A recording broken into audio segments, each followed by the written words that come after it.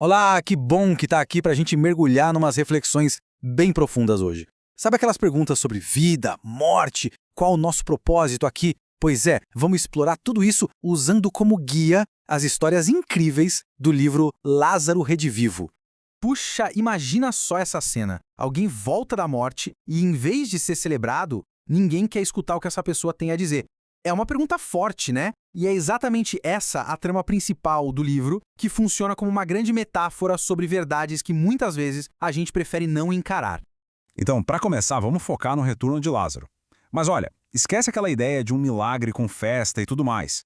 O que a história mostra é que a volta dele, na verdade, causou uma confusão danada, uma perturbação social gigantesca. A jornada de Lázaro de volta à vida foi de tudo menos tranquila. Dá uma olhada nessa sequência. Ele volta, vai ao templo e é recebido com hostilidade. É chamado de feiticeiro, de insulto à lei. Pior, até amigos de infância jogam pedras nele. Cada passo foi um confronto, porque ele representava uma realidade nova demais para um mundo que estava super apegado às suas regras antigas. É de arrepiar, né? Essa foi a recepção que ele teve.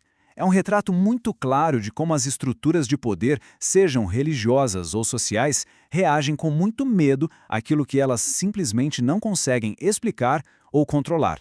E aqui está o ponto-chave da história. No fim das contas, Lázaro não encontrou acolhimento. Ele encontrou uma sociedade viciada em dogmas, em dinheiro, em poder, que eram justamente as coisas que a volta dele colocava em xeque. É o eterno conflito entre os valores do mundo e a liberdade do espírito. E, falando nesse apego todo, a gente entra direto na segunda parte da nossa análise. Aqui o livro faz uma crítica muito forte a essa nossa busca sem fim por conquistas materiais, por poder. A obra coloca as coisas de uma forma bem direta. De um lado, estão as conquistas terrenas, que são chamadas de conquistas no campo da morte. Pensa aí, impérios, ouro, poder. Do outro lado, a gente tem a liberdade espiritual, os tesouros que ninguém pode tirar da gente, a virtude, a sabedoria, a bondade. É um paradoxo e tanto, né? A citação diz que, no fundo, os grandes conquistadores da história, ao ganharem o mundo, acabam se tornando prisioneiros das próprias coisas que conquistaram. Eles ficam acorrentados àquilo que mais queriam controlar. Tá, mas aí fica aquela pulga atrás da orelha, né? Se existe mesmo vida do outro lado, por que esse silêncio todo? Por que a gente não tem provas mais claras, mais óbvias? Bem, a resposta que o livro dá é bem interessante e lógica. Basicamente, seriam 3 motivos. Primeiro, a gente simplesmente não estaria preparado para uma revelação assim em massa. Seria o caos. Segundo, o crescimento espiritual é uma conquista, não um show que a gente assiste.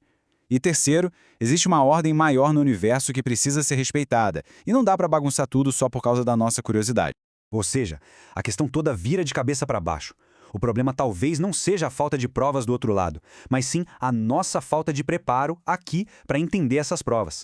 Beleza. Se a gente aceita que a morte é uma passagem, a próxima pergunta é: passagem para onde? E a resposta que o livro dá é, no mínimo, radical.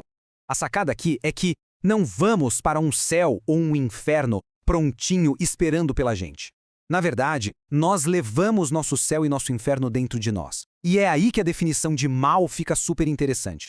Então, o diabo não é um ser de chifre e tridente. De acordo com essa visão, é um estado de desequilíbrio dentro da gente.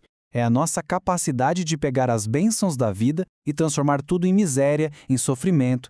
E essa frase, dita por um espírito que teria vivido aqui na Terra, é um verdadeiro soco no estômago. Eu conheço o diabo. Chama-se homem. A mensagem não podia ser mais clara. A fonte do mal, no fim das contas, está dentro da própria humanidade.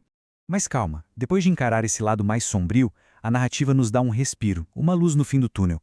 Ela termina com uma mensagem muito poderosa sobre as verdades que realmente ficam, aquelas que a morte não pode tocar. Vamos lembrar da cena. Depois da ressurreição, os discípulos estavam desesperados por provas, né? Eles precisavam ver, tocar, ouvir para acreditar. A fé deles dependia dos sentidos. Mas sempre tem uma exceção. A mãe dele, Maria, era diferente. Ela não precisou de prova nenhuma. Para ela, a conexão era outra, muito mais profunda. O filho amado vivia para sempre, não na frente dos olhos dela, mas dentro do coração. Era uma certeza sentida, não vista. E é esse tipo de saber que vem de dentro que é a base do que o livro chama de verdadeira caridade. E não é só dar esmola, não. É muito mais. É entender o outro, perdoar, tolerar. É um amor que não precisa de provas, porque ele simplesmente compreende. E é com essa reflexão que a gente encerra. No mundo que vive correndo atrás de provas para tudo, fica a pergunta: quais são as verdades que o nosso coração já sabe, sem precisar de nenhuma validação de fora? Fica aí para a gente pensar. Muito obrigado pela companhia.